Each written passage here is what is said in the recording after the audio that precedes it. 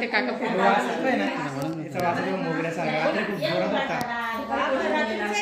दीड वाजता मम्मी ना ओले होते पाय तेव्हा मम्मीला बांगड्यांचा आवाज आला म्हणून मम्मी उठली हो पायाला उठली तर असं होतं मला उठवलं